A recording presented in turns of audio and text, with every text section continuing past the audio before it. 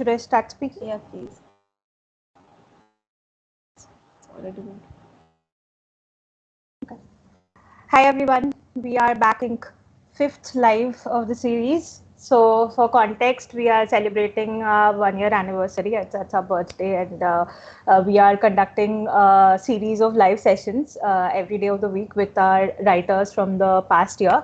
So thanks everyone for joining. We'll just give you a quick introduction of the panel very soon, but before that, this is a panel that is we are going to talk about where we are going to talk about non-fiction. There is some audio feed issue.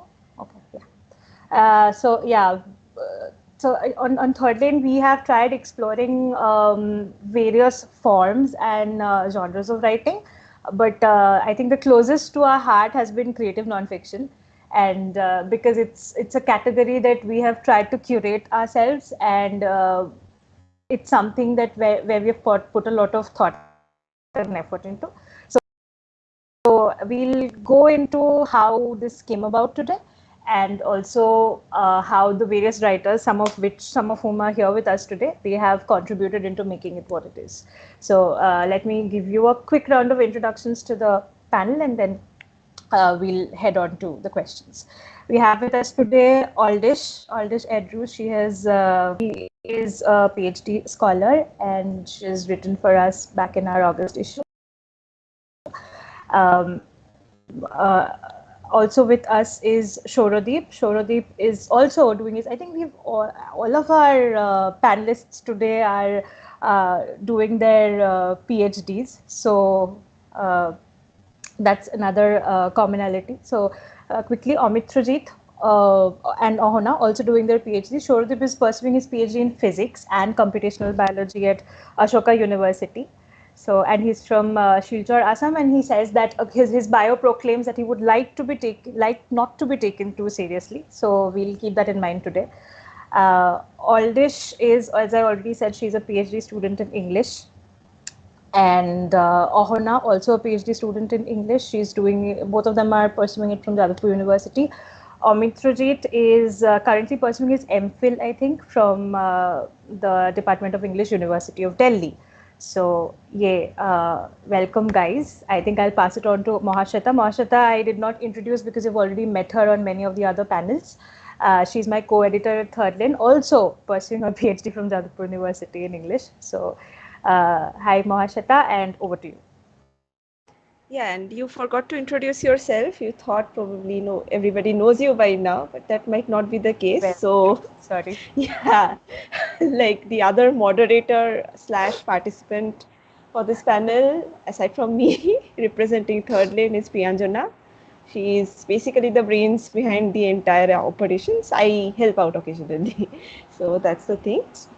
So today our panel is called Notes on Nonfiction, and as Priyanjana said before, we're going to discuss creative nonfiction, because that's a category. Like, I remember the first phone call I had with Priyanjana, and I've had several like ever since. But the first one was very long. She had called me to.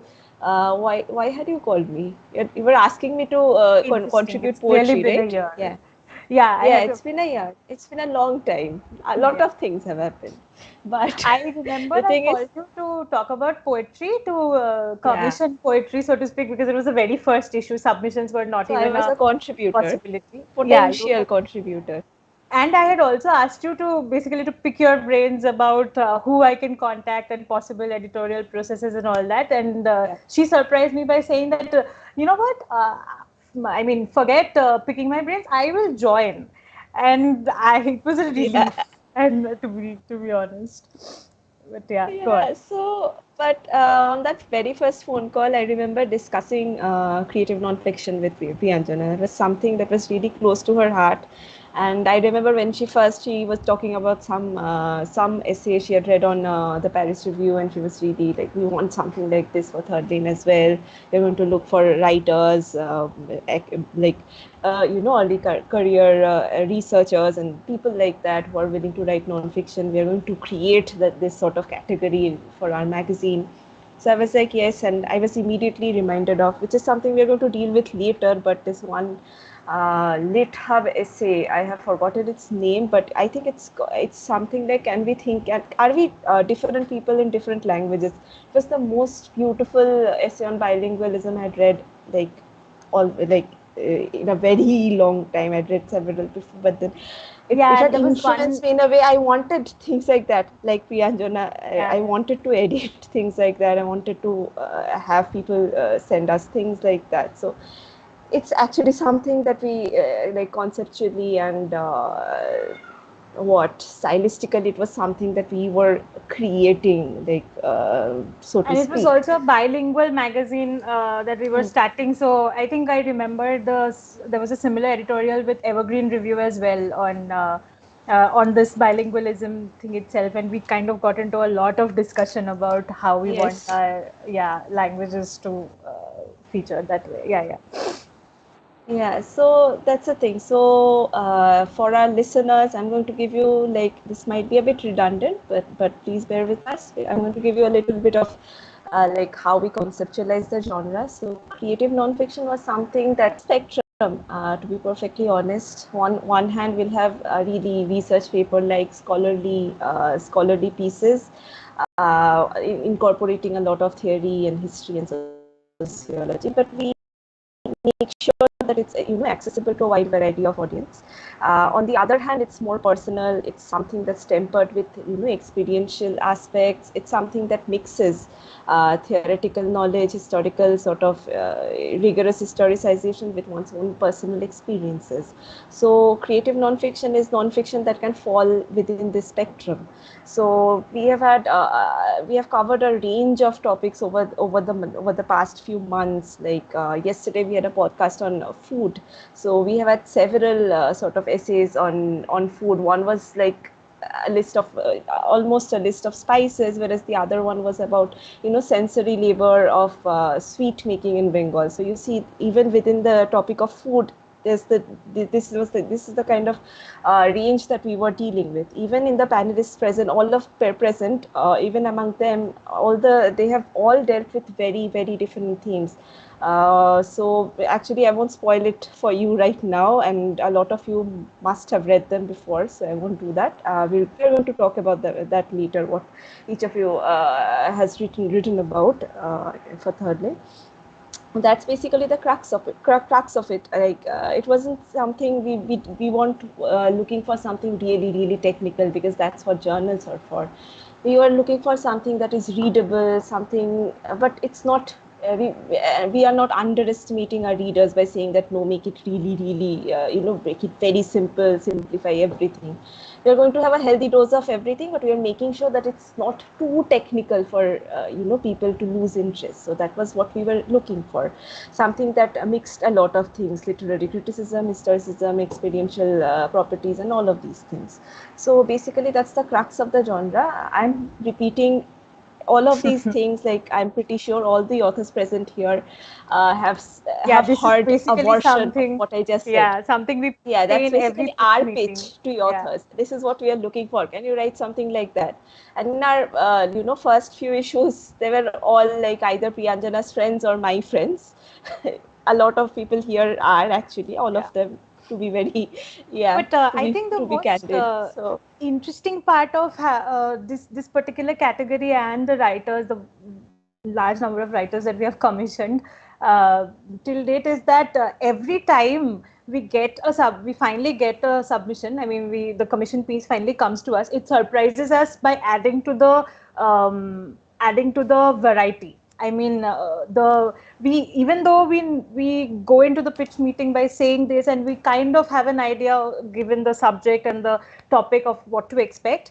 Every essay or every piece turns out to be different in the form and style that it comes to us, and that it in itself sort of becomes a revelation as to how we want to this category to grow, or this particular genre to sort of evolve for the magazine. So that's been really nice as well. But yeah, I think it's time we moved on to the yeah, questions as well. yeah, yeah, we should. Yeah. So, right. So, will you start Yeah, off, yeah. I Priyanjana? will actually start off with the question. So basically, this is a question for all of you.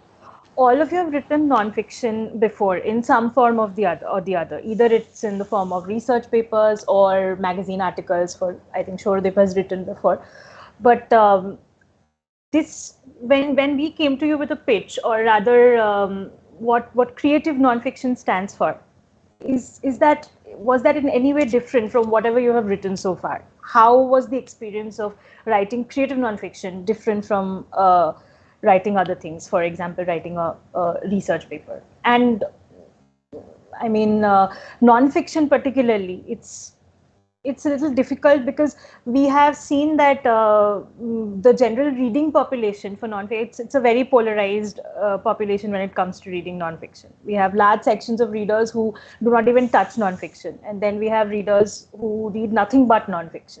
So, which camp do you belong to, and did it contribute to how you approach the creative nonfiction segment while writing it? Uh, I think we can start with Aldish, since I introduced you first. Hi, thank you for having me. Um, you asked how it's different. It's vastly different, I would say. Since all of us are research students here, we obviously read a lot of nonfiction in the form of essays and papers. But students of English also read a healthy dose of fiction, thankfully. So um, it was interesting because I was in the piece that I submitted, I was writing nonfiction about fiction, right? And because they're queer comic books. And in my MPhil, I'd worked on comic books. They weren't queer, but I'd worked on them. So I came from a very academic and theoretical background of comic books and how they function within, let's say, an academic or a scholarly arena. But while writing for Third Lane, firstly, it was something I've never done before. I don't think I've ever written creative nonfiction before. I've read quite a few, and it was quite intimidating to read because uh, to to make nonfiction as readable and as interesting as fiction is quite a task, I feel. And I've read people like Murakami do it and a few others, even Arundhati Roy. It's easier to read creative nonfiction than probably, say, scholarly articles. Uh, so I did not think I could do it, firstly.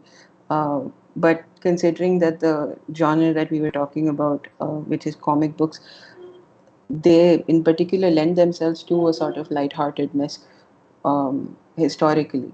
So when writing it, it was easier to um, have a more affective method in which to write. So the biggest difference I would think would be the insertion of affect into creative nonfiction as opposed to writing a research paper, because you draw from your own experiences and you are not required to cite it, which is a relief. And other than that, it is more, it allows for a more freeing expression of what you want to do, because you know that it will not be subjected to academic rigor, or it will not be subjected to any sort of peer review that will then scrutinize you and criticize your use of affect, which is what the academic community usually does. And so easier in that sense to maybe not easier, because I still had to do quite a bit of research and reading too for the piece, but a lot more closer to heart, perhaps, and a lot more um, personal. So yeah.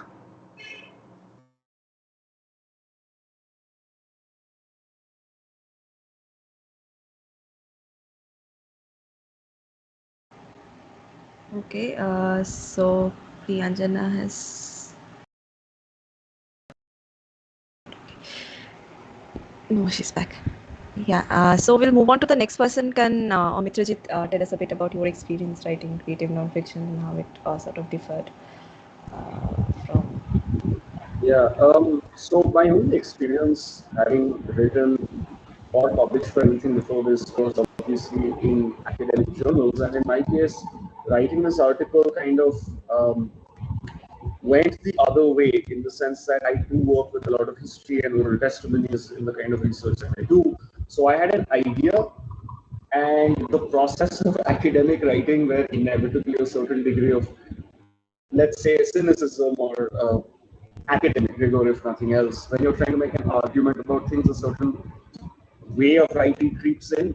So when in my case, I was writing about the experience of people who had lived through pandemics in the past, I started off with a rather emotional core idea, and I saw the experience of writing it for an academic conference kind of drained that emotion out of it, and it became this sort of, it became just that. It became an academic argument, which is, and sometimes it feels like there is that certain limitation to when we think of nonfiction, that okay, since we're talking about quote unquote objective reality, that it is somehow shorn of its emotional implications.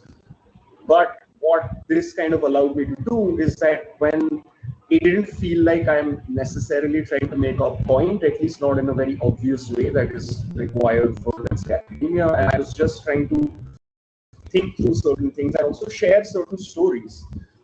And the only difference between this and fiction in that sense is that, okay, imagined and this happened. That does not take away from sort of the emotional core or from the way that it's told. So I think I found that freedom writing for third. That was primarily the experience I was going for. I'd always considered, wanted to turn this research paper into something like an accessible, like the story it was. So obviously in my academic conference there was no references to my own personal sort of experiences, which I did include in when I started writing for the magazine. So that was my biggest takeaway from this, is it made really stark the differences between when we get into that structure of writing for, let's say, and that obviously has its place, but sometimes I feel like it doesn't do justice to the things that we are researching, as a researcher, as someone in academia, that how you relate personally to what it is that you're studying, it can't be that bloodless. And creative nonfiction to me is one way to basically inject those emotions back into that conversation. So that's the way I looked at it, at least. Right. Right. Thanks, Amit Rajit, for that. Shoradeep, would you like to weigh in here? Yeah. So, first, thank you for asking me here. I'm really pleased to be here. And a lot of with scientific papers are actually closer to fiction than non-fiction, because as John Ioannidis, writer, he put out a paper in 2005 which said that most published research papers are actually false. Most studies cannot be, the vast majority of scientific studies cannot be replicated. So that actually science has more in common with fiction than non-fiction in that sense. But I found that writing creative non-fiction, in many ways there were some commonalities with how people do academia in general, is that you're trying to find a story. You're trying to find a story to tell. You're trying to structure your thoughts or structure sequence of ideas in a narrative that people can follow. So in that way I found it very I found certain commonalities. But yes, the use of affect, use of humor, use of a voice, basically, because in academic articles you're expected to not be a person. You're just kind of, you're outputting things like a robot almost. So the fact that I was allowed to have a voice really helped me here, and I found it more enjoyable in general, because yeah, and also it was very liberating to not have to to cite things, although just pure inertia led me to still cite more things than Priyanjana, that I had to take them out. I'm like, this is not appropriate right now. Take those out. But yeah, it was liberating. It was liberating to communicate ideas than quote unquote research articles.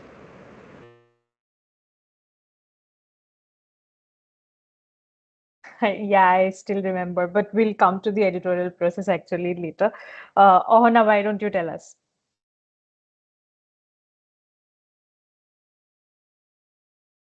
Yeah, so one of the things it allowed me to do was emphasize the location of my own location as a writer, which I don't think we get to do when we are writing research papers too much.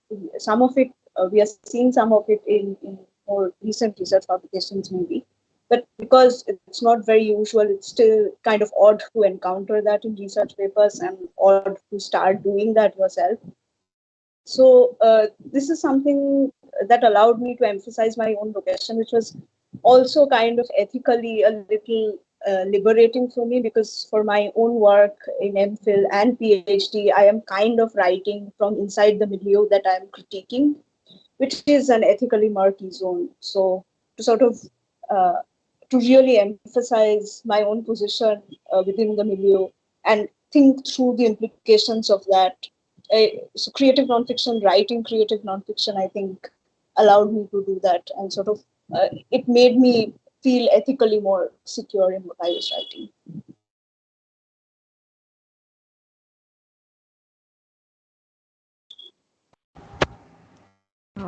Right. Thank you, Omana. We'll actually move on to the next question, which is actually about the editorial bit. We are going to be tooting our horns for a bit. We're going to be asking you about the journey of the piece that you wrote. We gave you a pitch, then you returned us your pitch, and then we had a meeting discussing the structure, the flow, and all of these things, the technicalities, all of these things. But you sent us something after that, and we like that's the whole process, right? It started at one particular point and it ended up somewhere else. So how did you find this editorial process? It was even for us, we felt like it's this back and forth and all of these things. It was like we were actually creating something, both as an editor and a writer. It was a collaborative effort.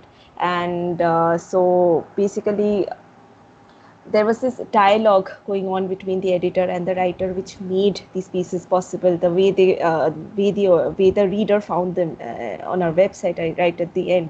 So there was a dialogue going on between the writer and the editor, and the editor, as such, like we were acting as something like a bridge between the reader who would find it later and the writer who was expressing their ideas. So it was a whole process. So what was this journey like? The journey undertaken by your piece. Like it's Actually, a really a sort of romantic way of putting it, but yeah, but I yeah. mean that's like our Uh, view on it, because I mean as yeah. the editors of the piece, but in general, as even as writers, you get an idea, and then what's your method when you're approaching this kind of writing? Because I mean there are a lot of, like all of you mentioned, it's been vastly liberating for you and different from writing your research papers. So what is it that you chose to, other than the I get what you're feeling, which is that you can emote better. But what is the medium you're choosing for it? Is it the language? Are you making the language different? Are you? How did you go about researching the piece? So what's the journey been like for you for each of your piece?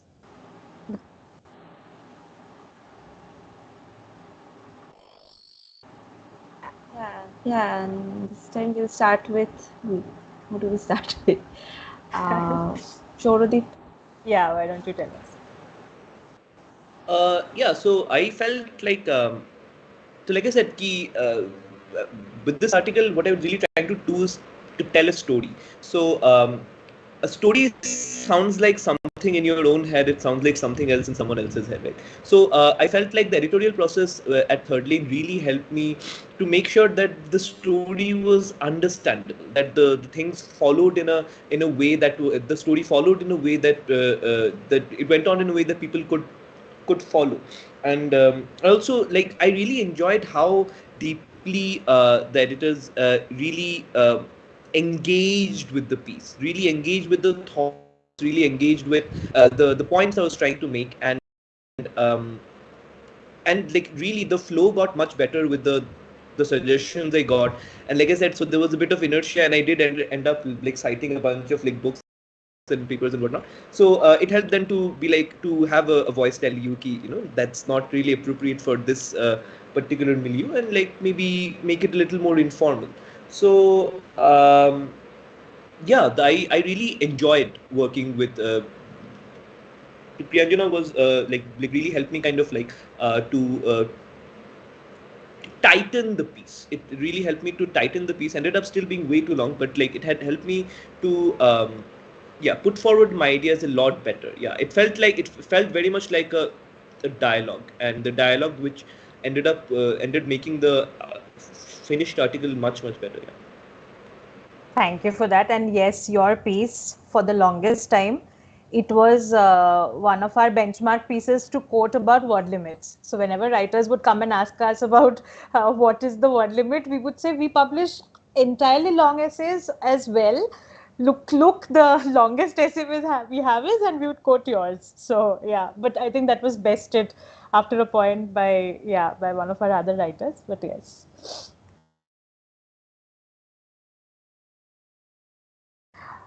Amitrajit, why don't you go next?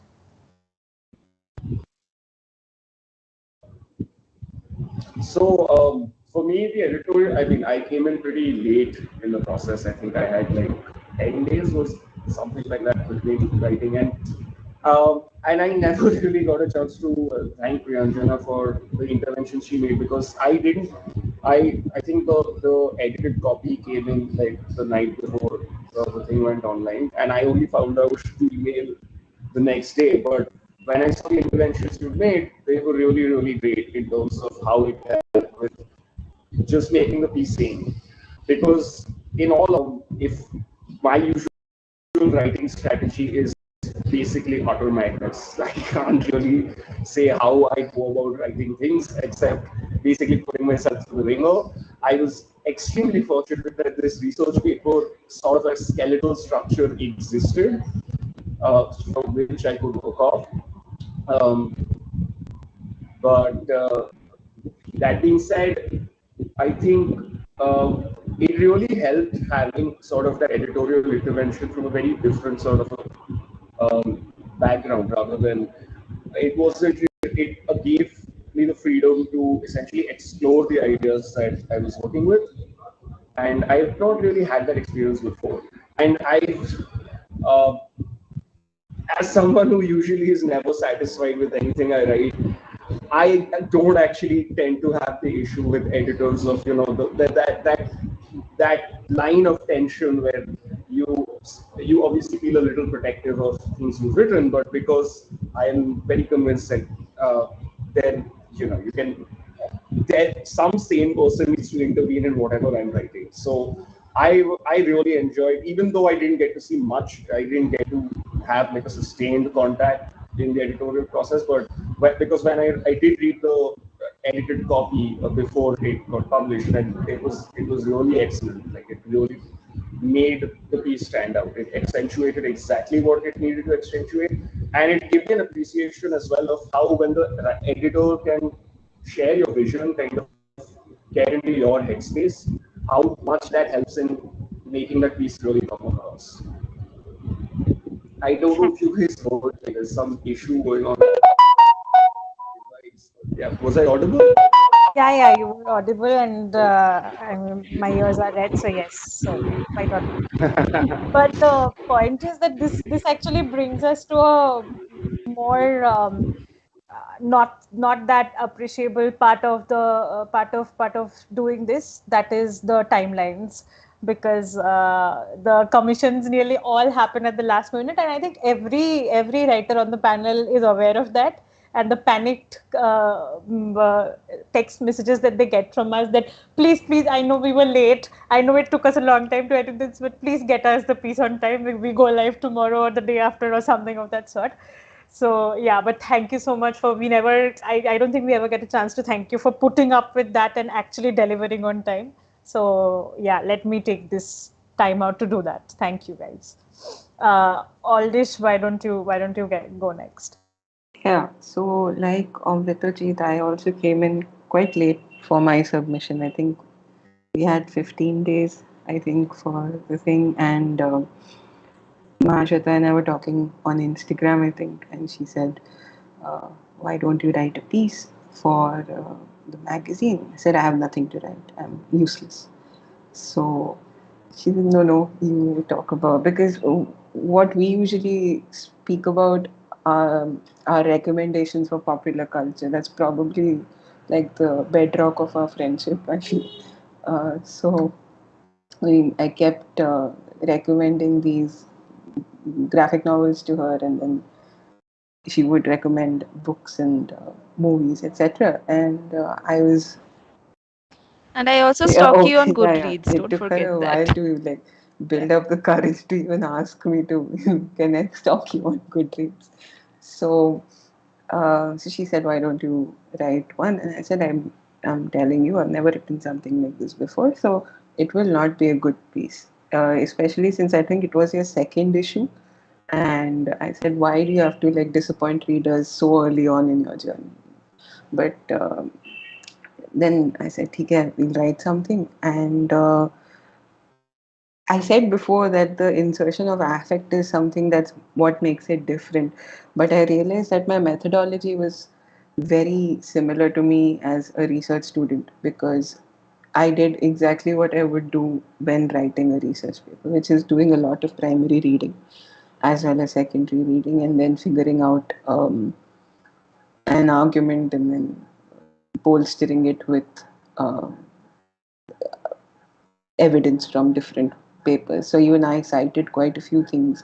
I think it as research scholars, I think it's like inbuilt in us to just make sure that we are supposed to cite. So obviously you guys removed the citations, which I'm thankful for, but there were quite a few of them. And what I was actually, I don't think I ever thanked Mashweta for this, was she showed a lot of empathy when editing my piece. So there was this time towards the end of the piece where it was becoming very academic, and she said, "Please insert something personal, just one bit." And I did, but it became too personal. And she could, even without me saying it, she could realize that it was something that I was probably not very comfortable with, and asked me that if you want, we can tone it down a little. Don't worry.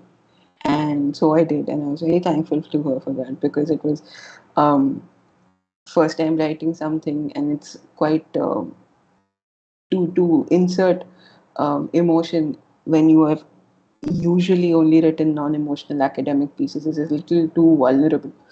And so it was quite nice to have someone that understood it and helped me cope with it. So thanks, Ashwata. Thank you for saying those nice things. Yeah. So, moving on to Ahona.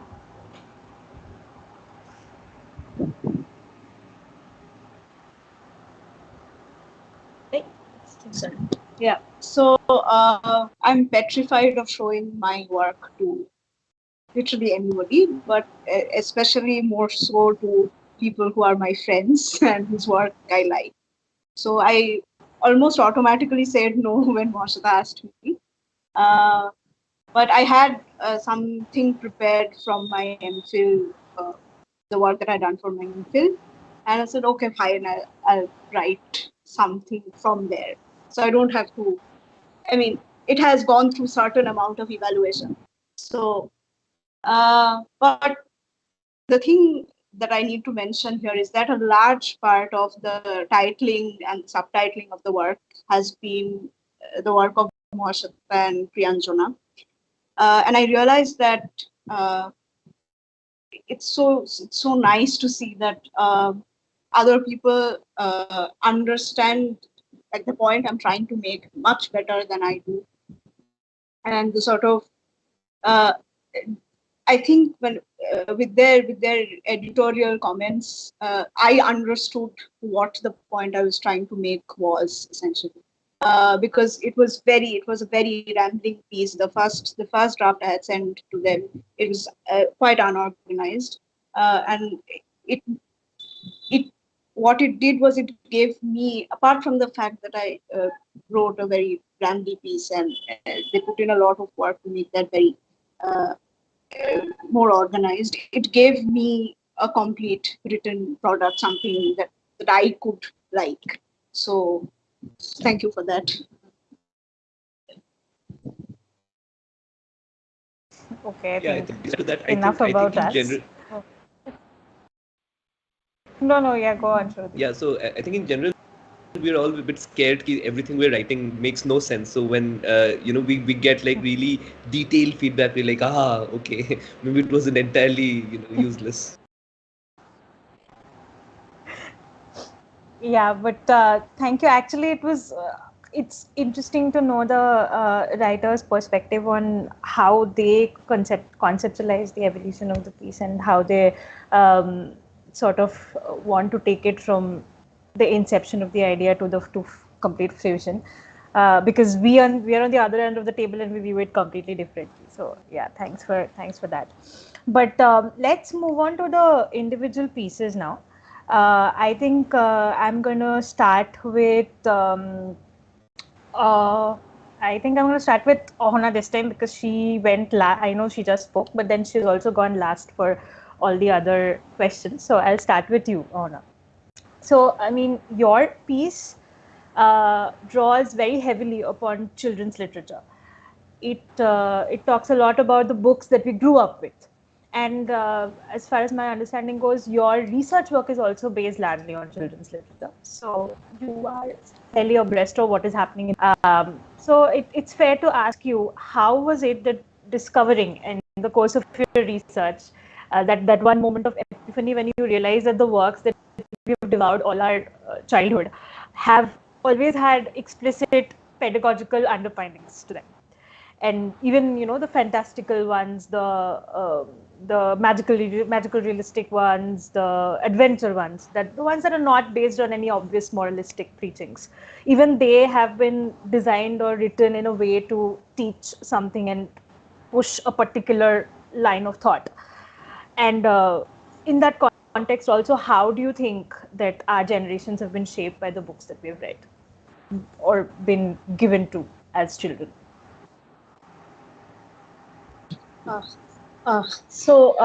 It's something, of course, it's very difficult to deal with books that people have grown up with. If you say that something like Holde Pakhir Palok or Bhoot Putrik Desh, it reproduces the anthropological paradigm of an elite interlocutor and a subaltern informant, people are going to be angry.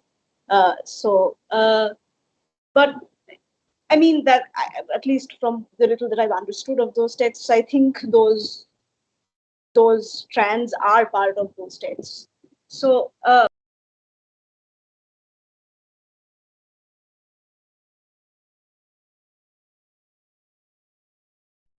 for me, it also extends the hermeneutic universe that text. There those are ways of reading those texts to understand that there are other ways of texts, uh, intellectually, for me in a sense. Apart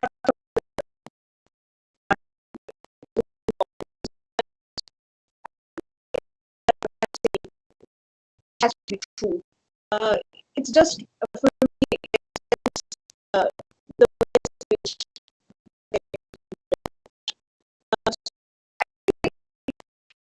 that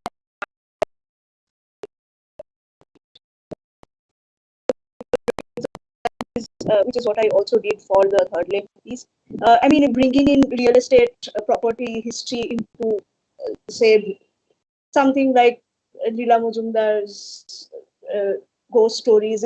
I mean, it will anger a few people. I'm pretty sure. So, but it doesn't mean that we are going to stop reading that or we are going to sort of ban those texts because that politics comes to the surface sometimes.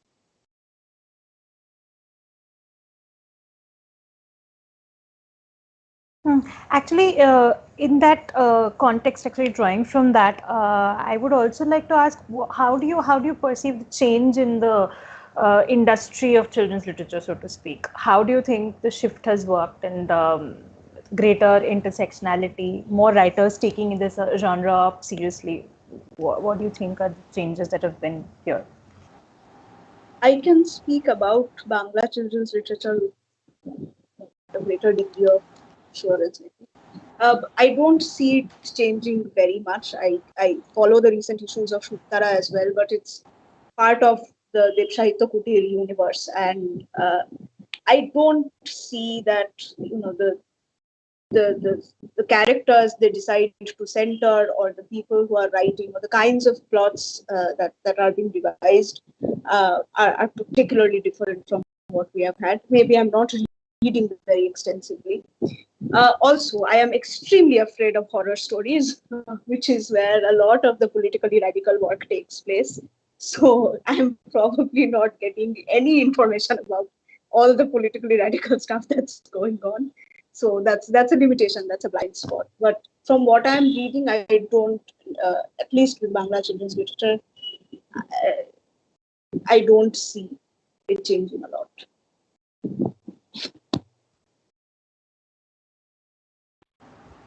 Yeah, so thank you, Ona. We'll please pose our next question to Aldish. We were just talking about if there has been any change in children's literature since the times you were growing up in, if in children's literature has become more inclusive and things like that. Which sort of reminded me of your piece, which was about queer graphic novels. So we were intersectionality and all of these things were also an important theme in your piece. So I just wanted to ask you, before we talked about this, I wanted to talk about your fascination with the graphic form. Like, you also did a lot of research on it for your MPhil, if I'm right. You just said it, actually, I am right. But why the graphic form? What do you think sets it apart from other other forms of other art forms, fiction and other literary things? Like, what sets it apart, and what fascinated you right at the beginning to pick that for your research? So, um, comic books was not something that I grew up with. I mean, yeah, we had the normal Tinkle Chanda Mama type things where we would have some comics, but they were not allowed at home. So I came to comics much later, in after my school, in my junior college. I think it's +2 here, and what was interesting is that when I first came to comics, it was quite new to see emotions. That's all. As to put it very simply, there are certain things that fiction can tell you, but will not be able to show you. And there are places where absence of speech is more telling than speech itself, and the comic medium then fills that gap, and it helps you um, emote something that cannot be said, right? So for my MPhil, I was doing um, the idea of the nation and nation building is an exercise through comic books. So, um, for example, there was this comic book called Delhi Calm by Vishwajyoti Ghosh, and it talks about the emergency in India, where you were literally taped shut. Your mouth is taped shut. You're not allowed to say anything, right? So how do you write about something if you're not allowed to write about something? You show it, and when you show it, the visual grammar then that the comic medium provides becomes so visceral and so much more impactful than perhaps just text or maybe just art would provide, in the sense that, and by just I don't mean merely, I just mean only text or only art. The confluence of these two together, the amalgamation of the visual and the verbal, um, brings about a grammar that is a lot more cohesive, I feel, in when dealing with topics that deal with memory or trauma or great upheaval of emotions, like queer coming out or queer history is, or like what nation building was in my MPhil. And so this is why I thought it was more important to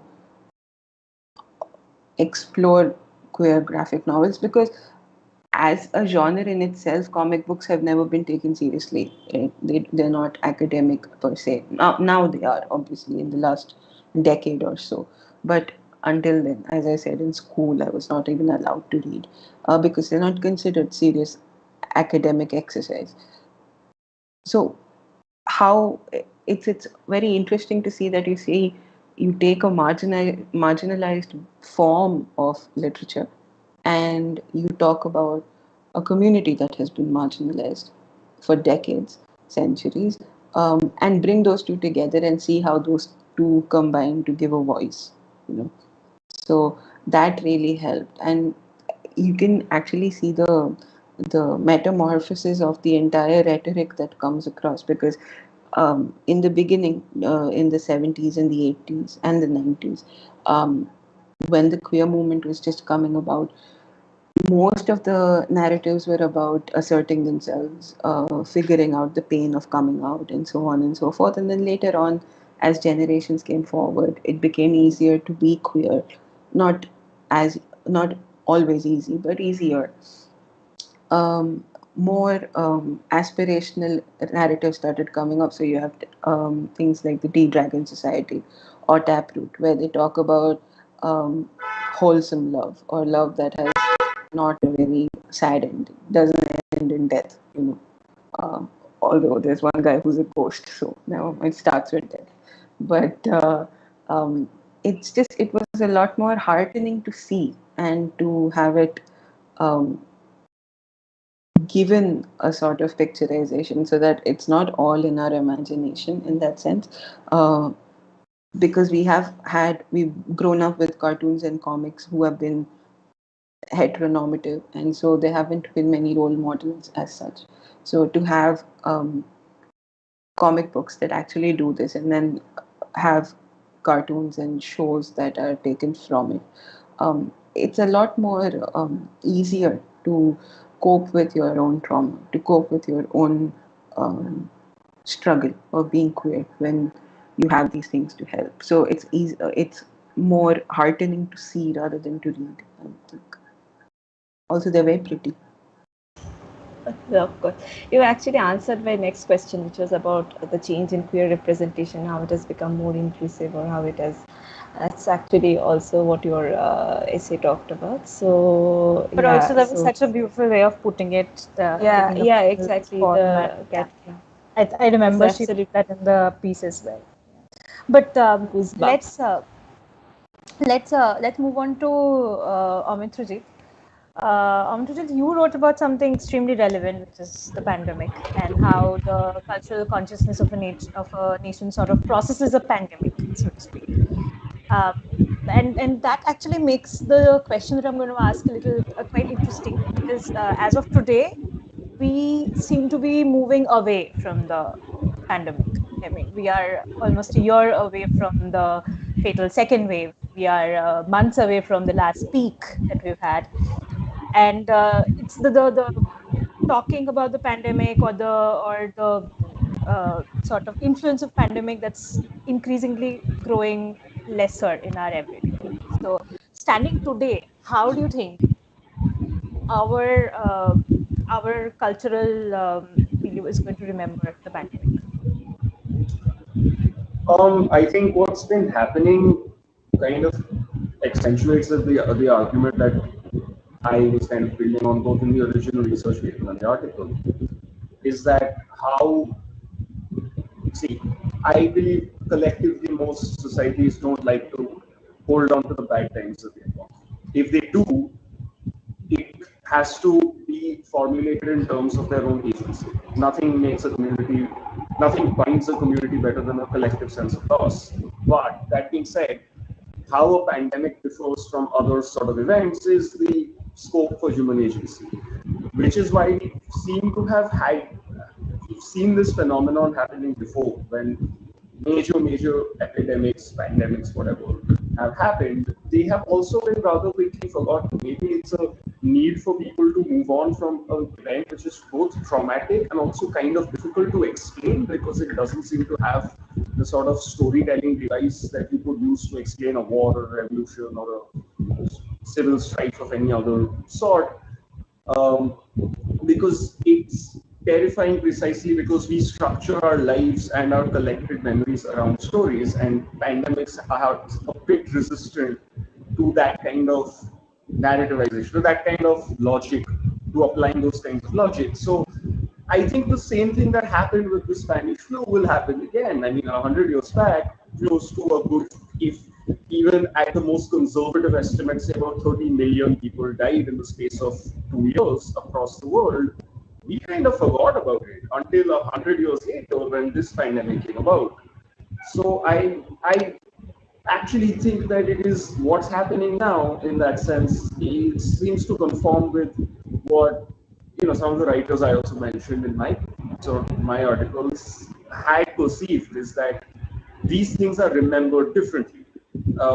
They have this weird sort of trajectory where after the event itself, the memory seems to recede because people are maybe desperate to move on, and there's new stuff on the news. Now, people are dying in Ukraine, right? And that makes more sense. You've got a villain, you've got a Biden and the Putin and this and that. The pandemic was just, it happened, and for two, we kind of missed at least a year and a half of our lives.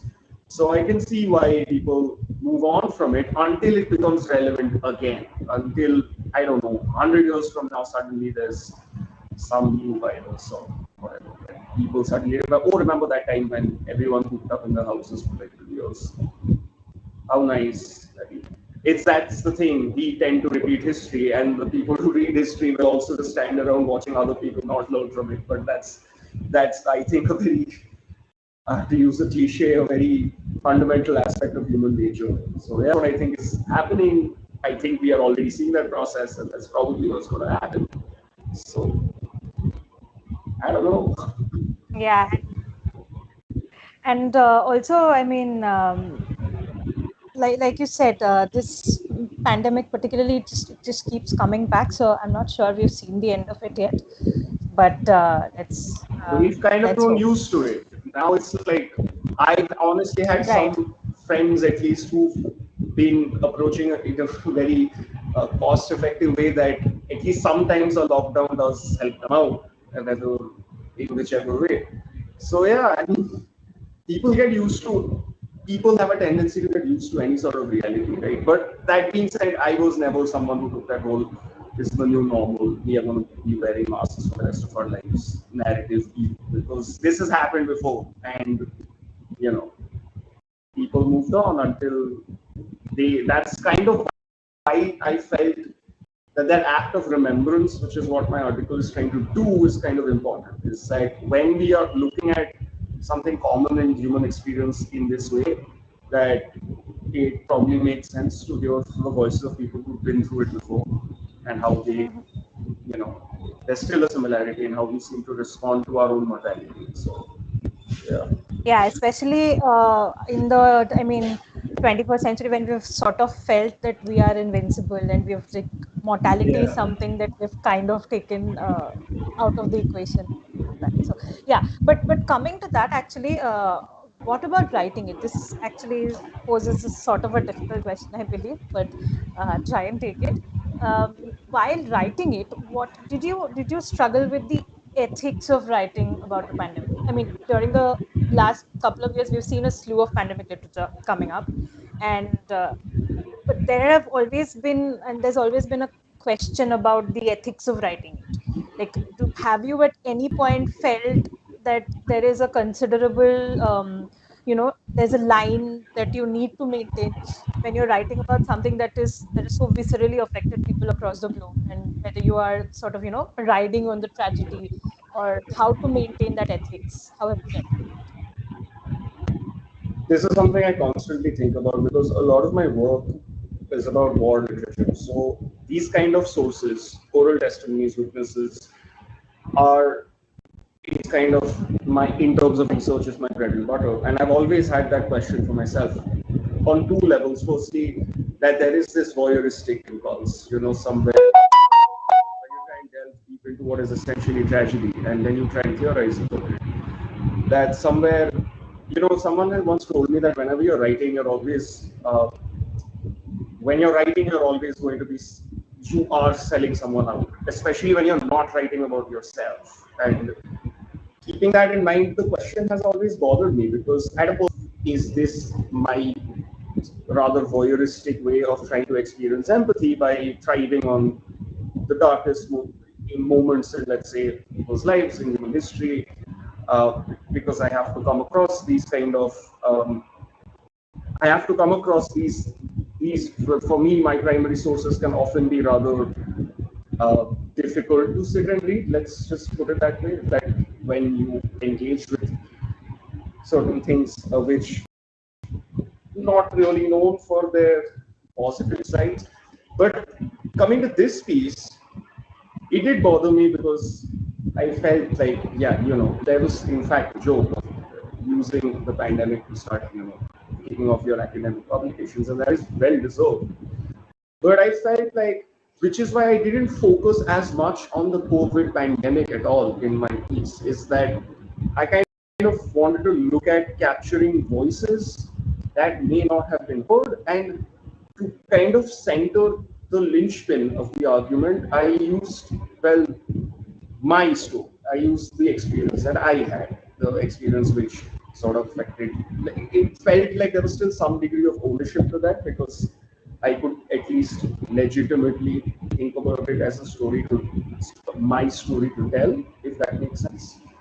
That it's about my grandmother, it's about things I wrote, it's about a place where I used to once store pot, and I realized, oh look, that's, there are ways of sort of, it was in that sense of personal meditation on how I perceive the world, and how I then related to all these voices that that article is trying to bring forth from so many years ago.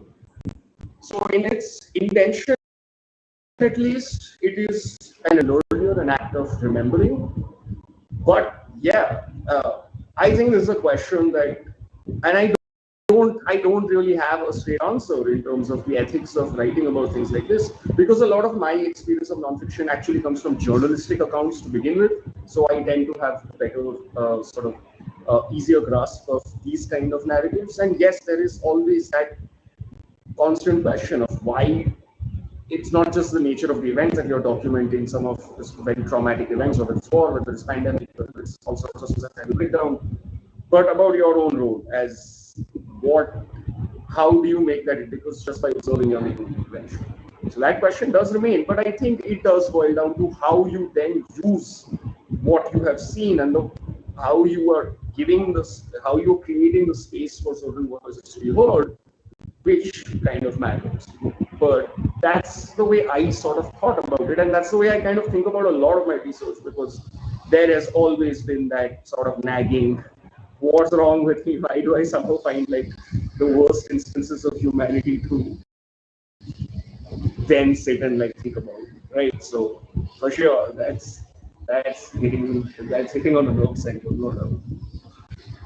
Yeah, thanks. But thanks for being as honest as it's possible to be with that answer. But yeah, Mahashata, over to you. Yeah, so my next question is for Shorodip. He's something of an anomaly in this panel, because he's the only one who is actively involved in he studies he studies physics. So the rest of us, even including me, we are all literary scholars. So he's an anomaly. So his question will be, as many of you might have guessed, will be about science. So the thing is, your article deals with science and the scientific temperament, starting with Nehru's address in the context of India. And right now you talk about how current ideologies are actually decimating this sort of scientific temperament. So in this context, I would like to ask you, like, can you differentiate between scientism and the scientific temperament? Like, is there a difference between having this blind sort of faith in science, which I would call scientism, and the scientific temperament, which is what you're talking, which is that this tendency to question things and get to the root of phenomena around you. So this is the scientific temperament. So are the two different? Like, how would you differentiate between the two?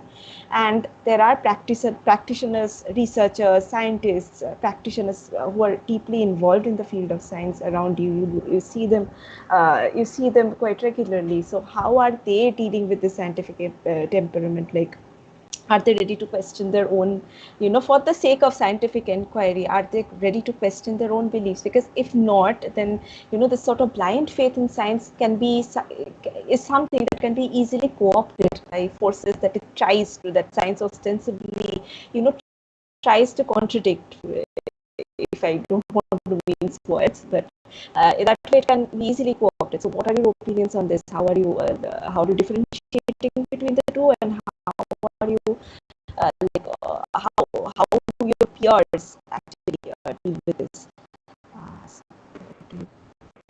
Right.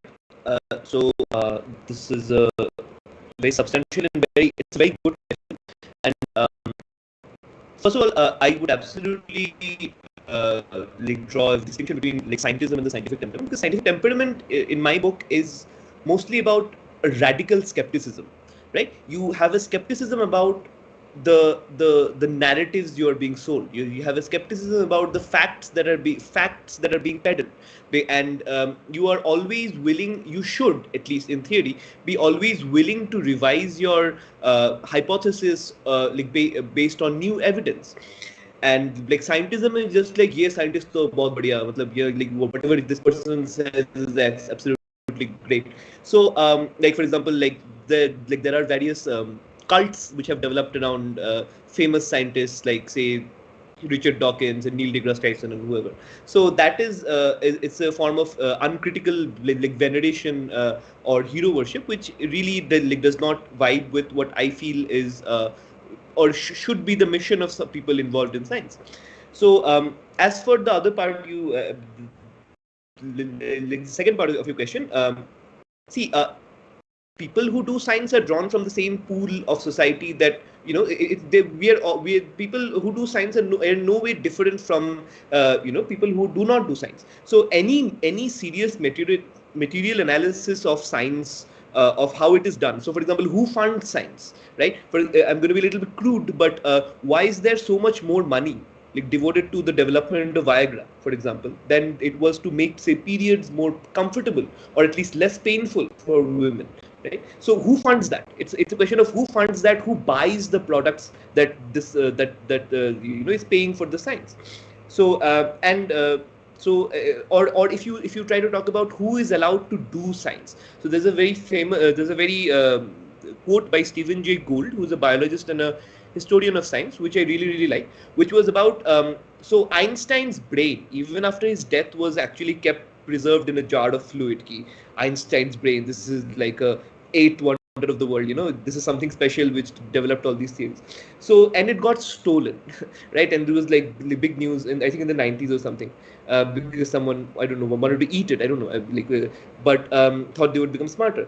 So Stephen Jay Gould said, I'm much less interested in the convolutions and weight of Einstein's brain than in the near certainty that many people of the similar caliber, of the similar ability, have lived and died in sweatshops and fields their whole life, having never got the opportunity to do science in the first place, right? So science very much is a bastion of privilege.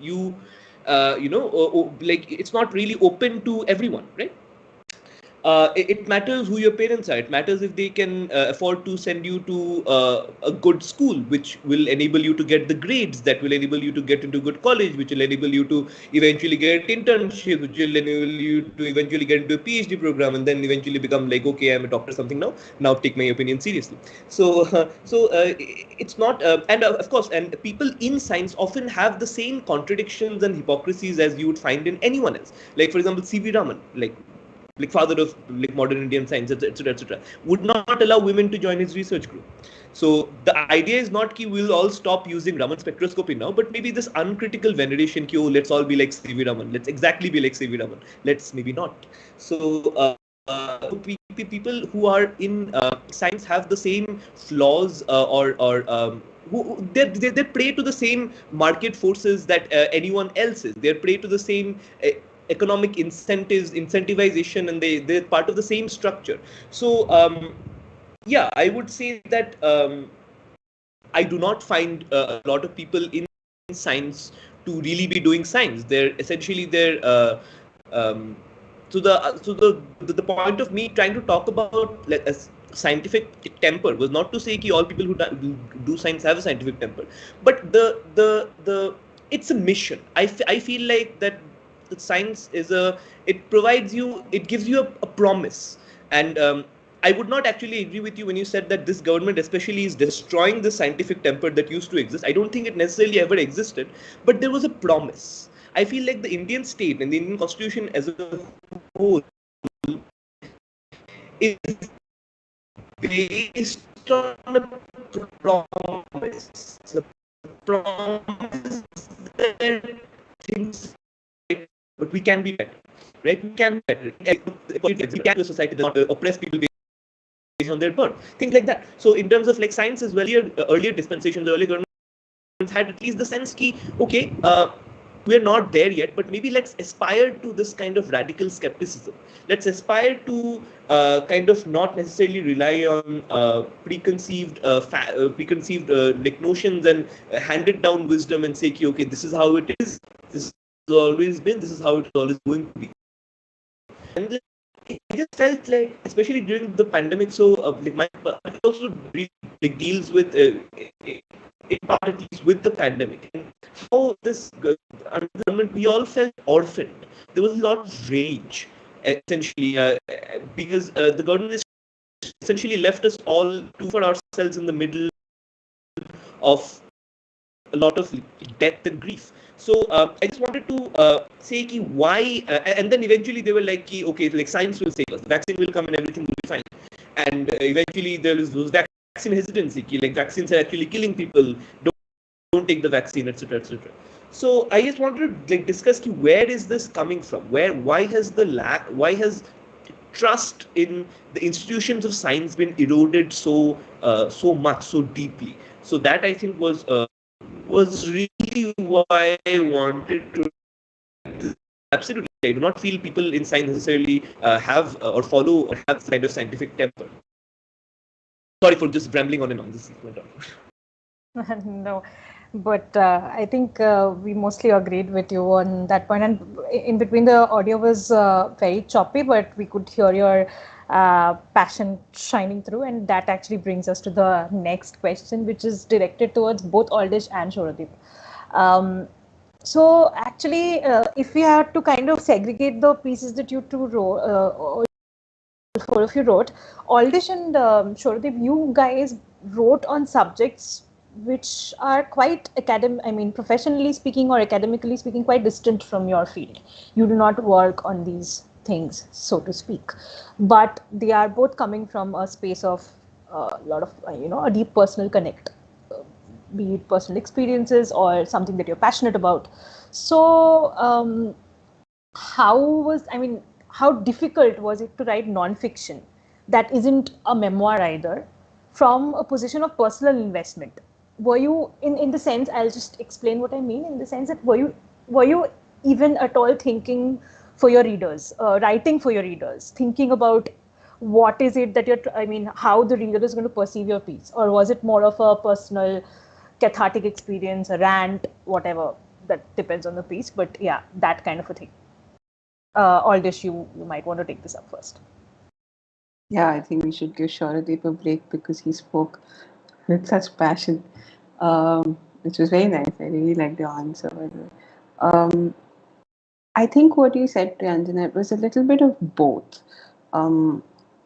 Since we were discussing, I'll answer the second part of your question first. It was both a sort of a cathartic rambling, but also wanted to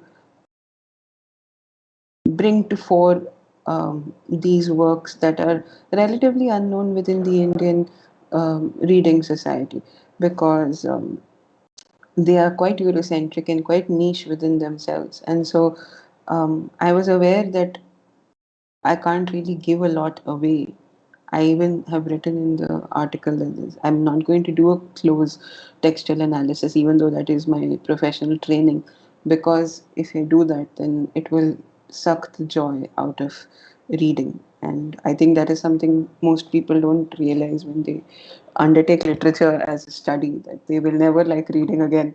But the the fact that, yeah, so there was this sort of latent awareness that you can't um, I can't really go very much into detail with the texts and do a more thematic analyzing of them rather than textual, because then the readers will not, if they so wish to read it further, will not be able to do it very well, um, or their opinions will be colored. But it was also a rant in the sense that, like you said, my research area is completely different. It's Marxist feminism.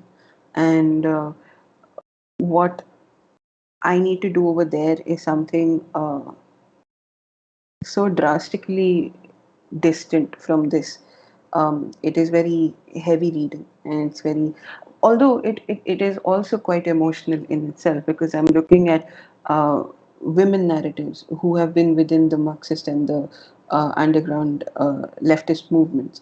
And so their memoirs, their writings also come from a place of emotion and from a place of understanding their own journey. So they have been heavy, and as such, then they have been difficult to read. And so my leisure then becomes something not at all cerebral. It um, becomes an act of trying to completely forget so that I can start reading for research again, if that makes sense. Like, sort of an escapism, but not really. Um, so this provided a very healthy outlet to get out what I was trying to say or read, because I started reading these, as I said, in my adult life, but specifically these novels I was reading during the pandemic, and more specifically during a time when I was going through some personal trauma. And so these really helped. And to be able to read and then write about these novels when was in a way processing my own uh, healing, so to speak. To figure out how these helped me. And then we wrote it in June, which was Pride Month. So to help me in figuring out my own personal misgivings about life, as well as to make the audience aware of where this entire thing comes from. So considering I'm specializing in Marxism, I cannot remove my historical context from a text. And so um, a material analysis of the text is something that comes very naturally to me. I cannot not do it. And so it was important to place these texts within their historical perspectives, to see where they come from, to see how they will affect readers now, and the legacy through which they carry. And so it was important that we who are the urban Indian society's queer movement is just starting. I feel we are just taking off, and so it is important to understand our legacy and see where it. And it's important also to figure out that these texts are primarily Eurocentric, and so how we are different, where we are different from there. And I thought it was important to give the readers that sort of um, base, a foundation, so as to start their own journey in that sense.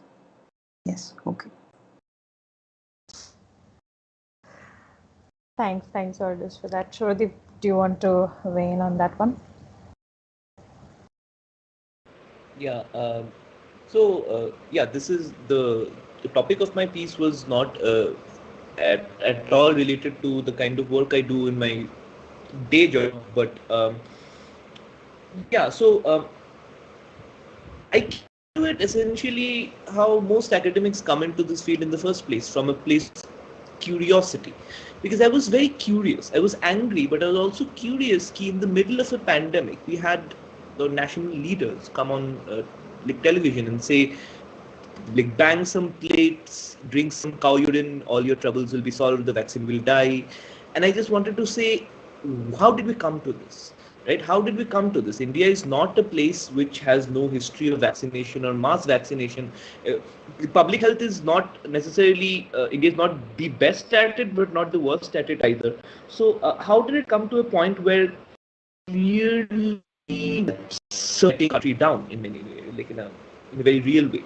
And it was a rant. It was a rant. I'm not gonna lie. It was, but I came to it from a place of curiosity about trying to figure out where is the root of this. Where is the root of this, of trying to of thinking we will not fund the science, we will not listen to the advice of scientists, of people who are paid to actually like to study these things, to study epidemiologies, to study how these diseases spread. We're not going to listen to them, but we're just going to do whatever the hell we want to, and things will be okay because one day there'll be a vaccine. Where did this kind of this uncritical okay, like we'll not pay any attention to when we need to, but like science will save us in the end? Where did this come from? Right? Where this magical power of science? Where did this these ideas or these thought processes come into the public discourse, or the more importantly the political discourse of India? So it came from that place, and yeah, like Aldish said, it was. It also felt to me like a healthy outlet, of trying to process that experience, of trying to process that feeling of bereavement and also of anger, of frustration, and yeah, I think I think in that way it was easy, but yeah, I think that's about. I didn't make a lot of sense towards the end, but yeah. No, I think we got what you mean. But we are quite well above the 1 hour mark. So we'll quickly actually take this question to kind of lead to our next one for Ahona and Amitradip, because quite contrary to Shoradip, both of you have been, I mean, both of you wrote about things that are professionally very much related to what you were doing at that point, at least, and also they came from deeply personal experiences as well. You waited, of course, introduce the personal aspect as well, so they were connected to you both personally and professionally. But even more importantly, you were writing about a shift around us, you were writing about things changing around us at the time that the change was happening. You were living the reality that you were analyzing. So my question to you is that, do you think that while writing it, you were able to maintain that objective distance that is supposed to be maintained as to view the subject, to really formulate an argument about it, or the to take it one step further? Do you think it is at all a writer's position to be able to do that, or does the onus lie with the reader to take every opinion piece or every creative nonfiction piece with a pinch of salt? Ahona hasn't spoken for a very long time, so I'm going to take it from her first.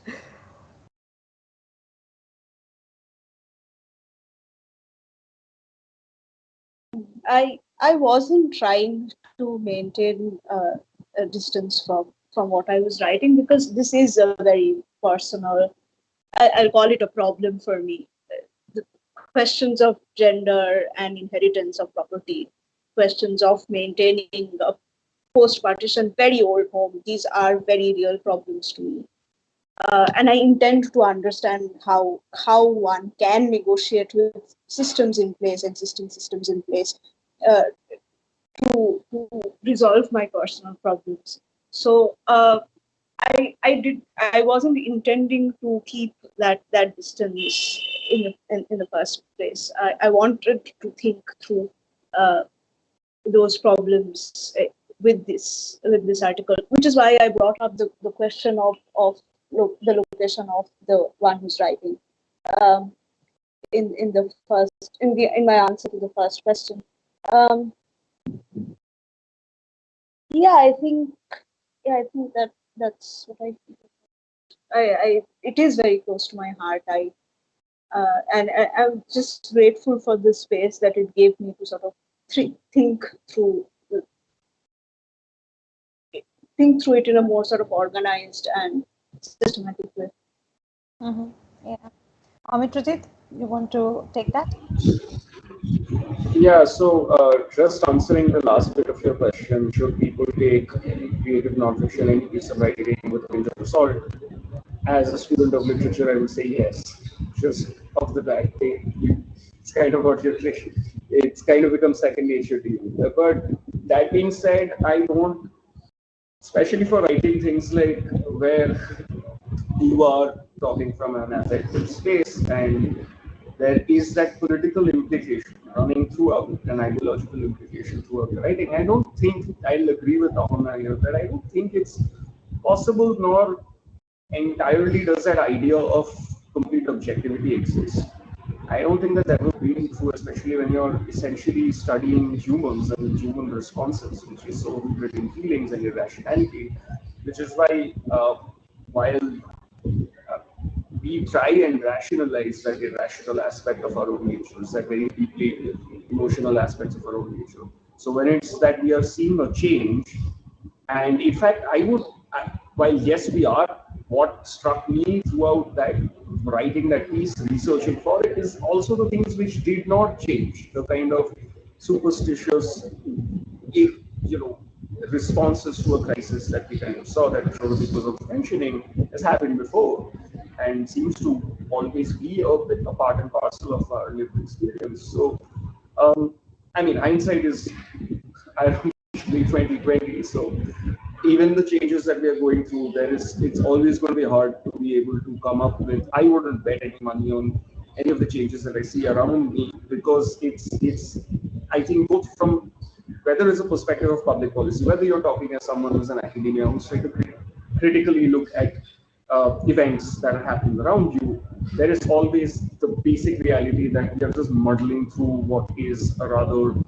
complicated, to say the least, situation.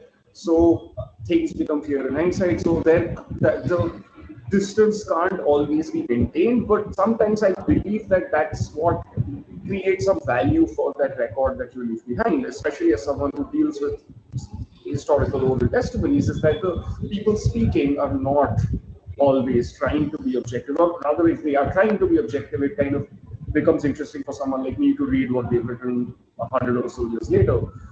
So I don't think that to basically stop my rambling, right? I don't think it's possible to fully be objective, and I don't always think that that's necessarily something that we should realistically strive for, because there is a certain favor, if for a lack of a better word, to honestly document those experiences. So just like Mama said, that it's a person, it's coming from a personal space, there is that personal connection to the writing. That is what it is. So, yeah, and sure, you take it with a pinch of salt. Absolutely, take everything with a pinch of salt. Why not? So thank you, Amitrajit, and thank you, everyone. We are nearing the end of this podcast, and just very quickly, we're going to ask you for, like, right at the beginning of this podcast, I said both Priyanjan and I had certain articles, certain essays, certain books that we had read, which actually led us to conceptualize this medium per se. So we would just ask for recommendations, like some essay that you have read at some point which has left a mark on you and which has sort of influenced in your own writing and indirectly influenced the piece that you have written for us, or something like that. So just one recommendation per person, maybe. Can we go ahead with that? Mohana, why don't you start?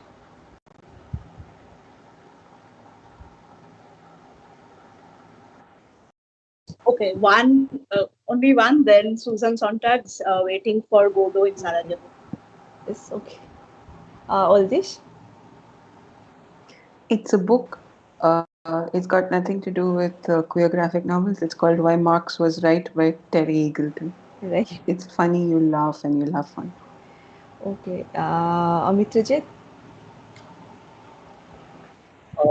It's got nothing to do with the piece I've written, but in terms of methodology, I would say Bearing Witness to Modern War by Samuel Hines. So anyone who wants to read creative nonfiction should definitely pick that up. And lastly, Shaurodeep. Okay. Yeah.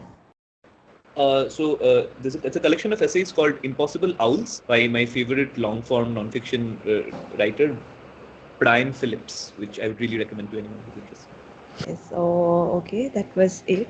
So we are going to wrap up right now. Thank you so much for coming on our podcast and speaking about all of these things. We have had a fantastic session, I suppose. And Yeah, we've had a great time, and it was, of course, we did because you said so many nice things about it. But even apart from that, it was really, really insightful, and we got to know so much more than just by reading the pieces that you gave us. But yeah, Mohajita, over to you to end this.